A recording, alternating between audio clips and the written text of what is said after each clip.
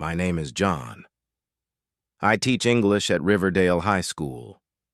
I've been teaching for 8 years now, and I used to love every minute of it. But lately, something has changed. The light in my students' eyes has dimmed. They come to class, they open their textbooks, they write down notes, but there's no spark, no connection with the language. The problem became clear to me last Monday. I asked Maria, one of my brightest students, to describe her weekend. She stared at me, her eyes wide with panic. "I go shopping," she managed to say before switching to Spanish. The grammar was wrong, but that wasn't what bothered me. It was the fear in her voice. Another student, Kai, could recite all the irregular verbs, but couldn't ask where the bathroom was without blushing. They knew English on paper, but they couldn't use it in life. I sit in the faculty lounge during lunch, coffee cooling in front of me. My colleague, Sarah, drops into the chair across from me. "You look like you're solving world hunger," she says. I sigh. Something like that. My students are drowning in worksheets and drowning in silence. Sarah nods. Same in my class. They can conjugate verbs all day, but ask them to order a pizza in English and they freeze. "We're doing something wrong," I say. These kids have been studying English for years, and they're no closer to speaking it than when they started. "Good luck changing anything," Sarah replies. "Principal Davidson is obsessed with test scores. As long as they pass the standardized tests, he doesn't care if they can actually speak." That night, I can't sleep. I keep thinking about Maria's face, about Kai's embarrassment. I've been following the curriculum to the letter, vocabulary lists, grammar drills, reading comprehension. But what good is knowing a language if you can't use it? By 3 in the morning, I have a plan. It's risky, but I have to try. The next day, I walk into my classroom with a strange energy. The students sense it immediately. "Good morning," I say. But instead of heading to my desk, I move the chairs into a circle. Confused whispers fill the room. "Mr. John, what are we doing?" asks Kai. "Something different," I reply. "Today, we're not going to use the textbook." Elena, a serious girl in the front row, raises her hand. "But what about the test on Friday?" "Don't worry about the test," I say, which causes more whispers. "Today we're going to have a conversation." I write on the whiteboard. "Coffee shop." The students look at each other, puzzled. "In English class, we always talk about grammar and vocabulary," I explain. "But we never use English in real situations. Today, that changes. We're going to pretend we're at a coffee shop." I drag my desk to the center of the circle. "This is the counter. I'll be the barista first. Who wants to be the customer?" No one moves. 20 pairs of eyes stare at me like I've lost my mind. Maybe I have. "Come on," I encourage them. "Think about it. How many of you have been to a coffee shop?" Most hands go up. "And how many of you ordered in English?" All hands go down. That's what we're going to practice. Real English for real situations. Finally, Milo, a boy who usually sits in the back playing with his phone, raises his hand. "I'll try." He walks to the counter, his shoulders tense. "Good morning," I say with a smile. "What can I get for you today?" Milo looks like he might bolt from the room. Coffee? What kind of coffee?" "We have espresso, latte, cappuccino." "Latte," he says quickly. "What size?" "Small, medium, or large?" "Medium." "Would you like anything else? A muffin or a sandwich?" Milo shakes his head, then remembers to speak. "No." "Thank you. That will be $4.75. Milo pretends to hand me money, and I pretend to make his drink. When I hand him the imaginary cup, the class actually applauds. Milo grins, surprised at himself. "See," I say, "that's English. That's communication. Not perfect, but it worked. Now who else wants to try?" Suddenly, the door swings open. Principal Davidson stands there, his expression stern. My heart sinks. "Mr. Sullivan," he says, "a word outside, please." As I follow him into the hallway, I hear the students whispering. Outside, Principal Davidson crosses his arms. "John, what exactly are you doing in there?" Ms. Williams next door said it sounds like a party, not an English class. I take a deep breath. "I'm teaching communication skills.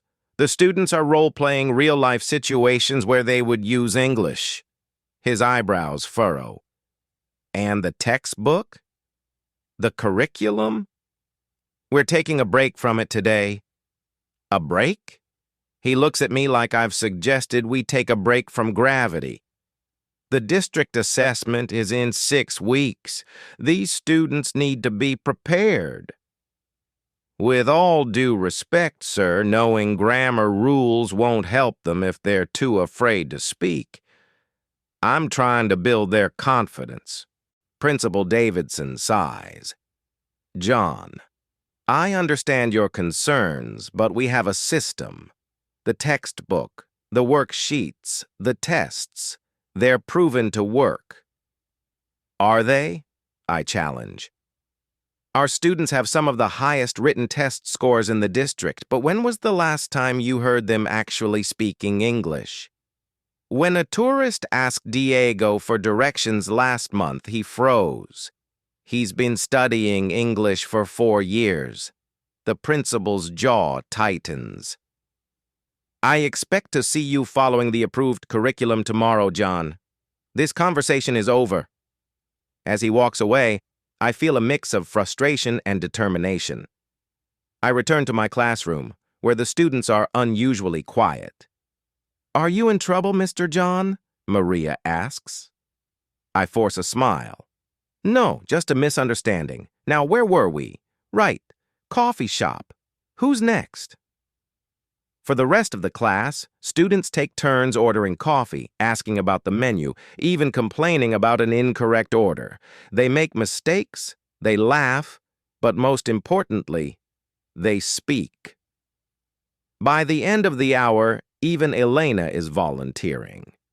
The bell rings, and as they gather their things, I notice something different. They're smiling, they're chatting, in English, small broken sentences, but English nonetheless. "Tomorrow restaurant?" Kai asks hopefully. I hesitate. Principal Davidson's warning echoes in my mind. But then I look at their expectant faces. Yes, tomorrow we'll go to a restaurant. That night I stay up late again, but not because I can't sleep. I'm designing a new lesson plan. If I'm going to defy the principal, I need to show results, fast. I create conversation cards, role-play scenarios, and listening exercises using real-world dialogues. I find short videos of native speakers in everyday situations. I even make a game where students have to navigate through town asking for directions. The next morning, I arrive early to set up. I push the desks against the walls and arrange chairs in small groups. I hang signs around the room. Restaurant, hotel, pharmacy, bus stop. Each station has different props and conversation prompts. The students file in, eyes wide with curiosity. Today, I announce, we're going on a trip around town. You'll visit different places and have different conversations. The goal is to solve problems using English. Principal Davidson sighs. John, I understand your concerns, but we have a system. The textbook, the worksheets, the tests. They are proven to work. Are they? I challenge. Our students have some of the highest written test scores in the district, but when was the last time you heard them actually speaking English? When a tourist asked Diego for directions last month, he froze. He's been studying English for 4 years. The principal's jaw tightens. I expect to see you following the approved curriculum tomorrow, John. This conversation is over. As he walks away, I feel a mix of frustration and determination. I return to my classroom, where the students are unusually quiet. "Are you in trouble, Mr. John?" Maria asks. I force a smile. "No, just a misunderstanding. Now, where were we?" "Right. Coffee shop? Who's next?" For the rest of the class, students take turns ordering coffee, asking about the menu, even complaining about an incorrect order. They make mistakes, they laugh, but most importantly, they speak. By the end of the hour, even Elena is volunteering. The bell rings, and as they gather their things, I notice something different. They're smiling. They're chatting in English. Small, broken sentences, but English nonetheless. "Tomorrow, restaurant?" Kai asks hopefully. I hesitate.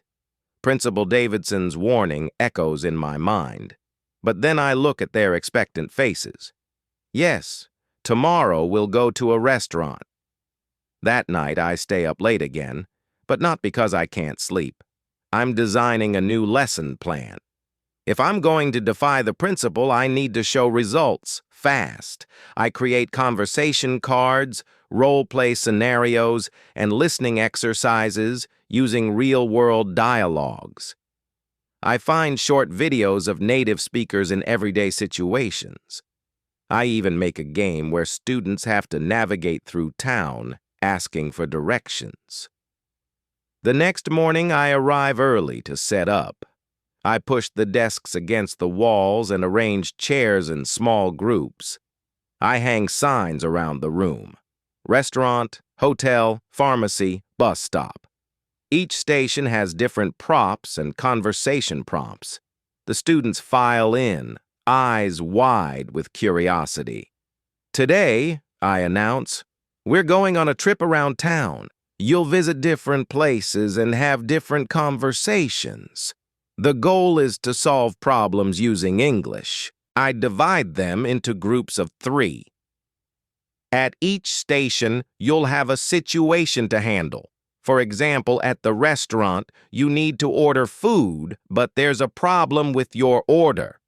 At the pharmacy, you need medicine for a specific symptom.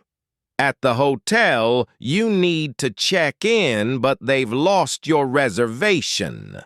The students look both excited and terrified. Perfect.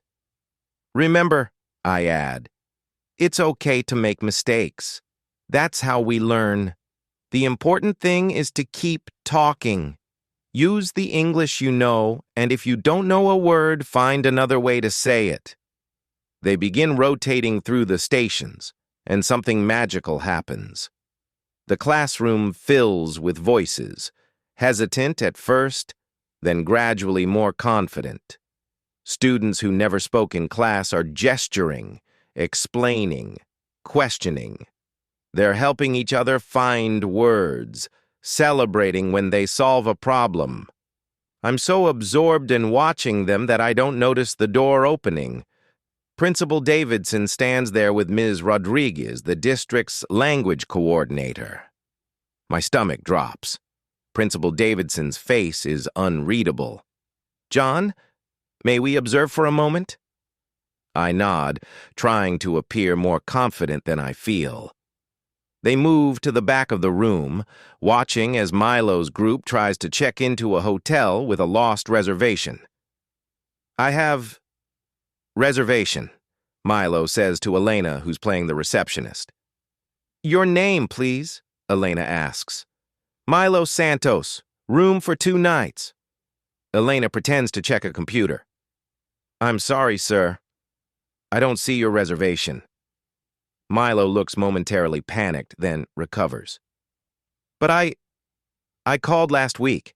I have confirmation number. He pretends to show her his phone. Oh, I see the problem, Elena says. Your reservation is for next week, not this week. No, that's wrong, Milo insists. I need room now. My flight was very long. They continue negotiating until they reach a solution. The dialogue isn't perfect. Tenses are mixed up, articles disappear, but they're communicating. They're using English to solve a problem. Ms. Rodriguez makes notes on her clipboard. Principal Davidson's expression remains neutral. After 15 minutes, he motions for me to join them in the hallway. John, he begins, and I brace myself. Ms. Rodriguez has some questions about your methodology. Ms. Rodriguez looks at me over her glasses.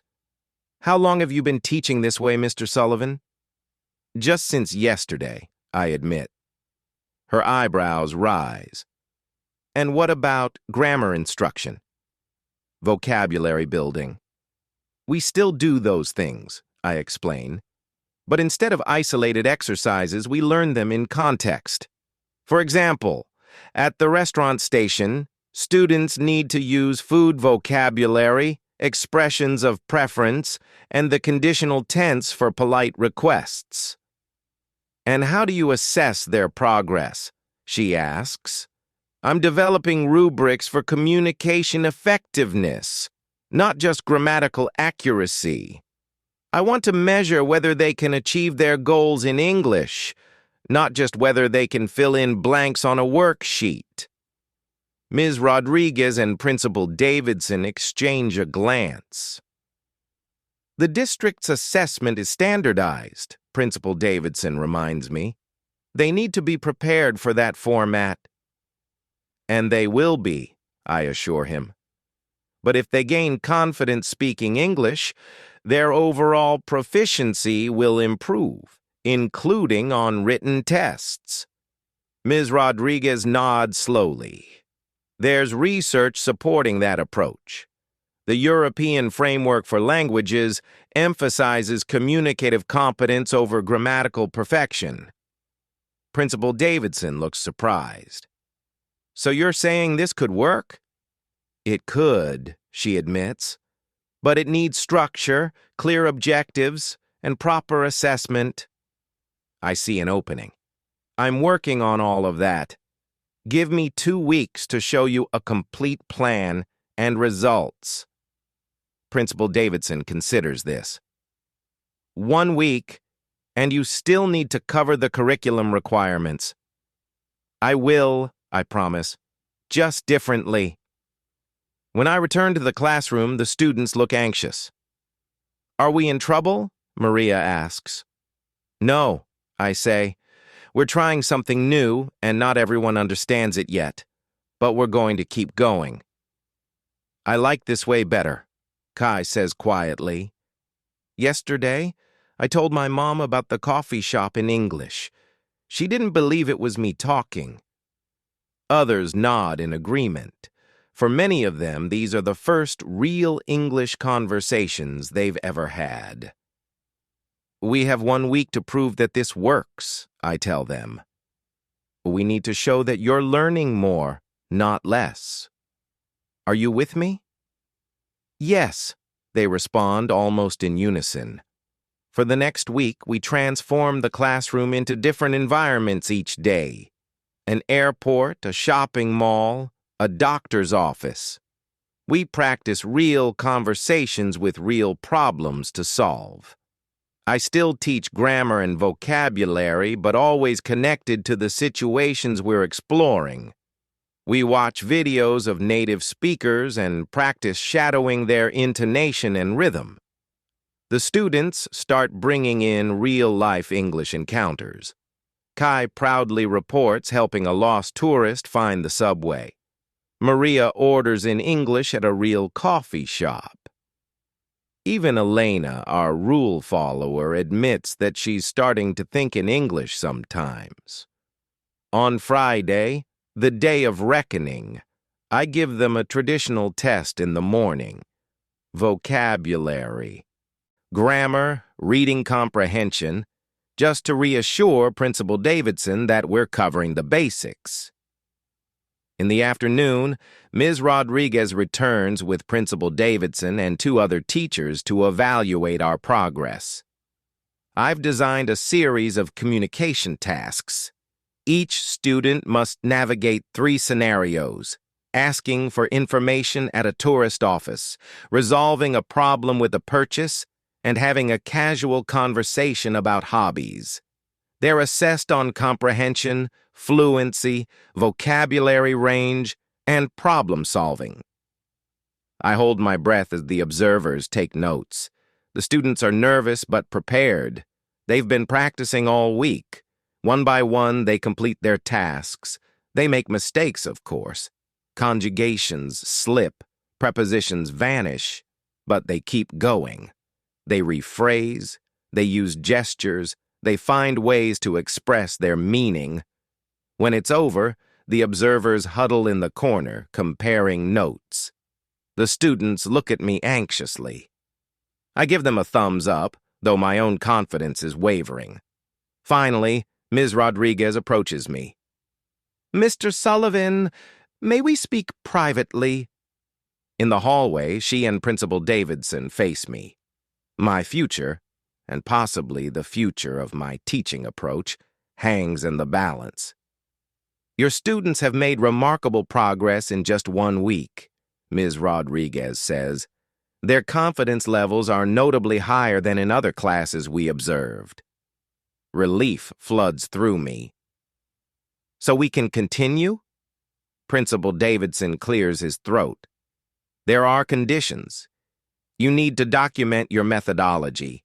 We need to see how this aligns with state standards. And you need to prepare them for the district assessment."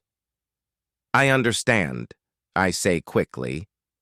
"I'll create a structured framework that integrates communicative practice with the required curriculum." And Ms. Rodriguez adds, "We'd like you to share your approach with other teachers. If this works for your students, it might work for others too." I can hardly believe what I'm hearing. "You want me to train other teachers?" Principal Davidson nods. "We're forming a committee to explore new teaching methodologies. We'd like you to lead it." When I return to the classroom, the students are on edge. "What happened?" they demand. I break into a grin. "We did it. We get to keep learning this way, and maybe other classes will too." The room erupts in cheers. Maria hugs Elena. Kai high-fives Milo. As they celebrate, I look around the room at the bus stop and pharmacy signs, at the conversation cards scattered across desks, at the faces of students who no longer fear speaking English. Something has shifted. The spark is back, in them and in me. Teaching isn't about following a textbook. It's about opening doors to a new world. For years, I showed my students the door, but they were too afraid to walk through it. Now, they're not just walking, they're running. This is just the beginning. There will be challenges ahead, bureaucracy, assessments, skeptics. But watching my students find their voices in a new language reminds me why I became a teacher in the first place. Not to create perfect test takers, but to help young people connect with the world around them. My name is John. I teach English at Riverdale High School. And I love my job again.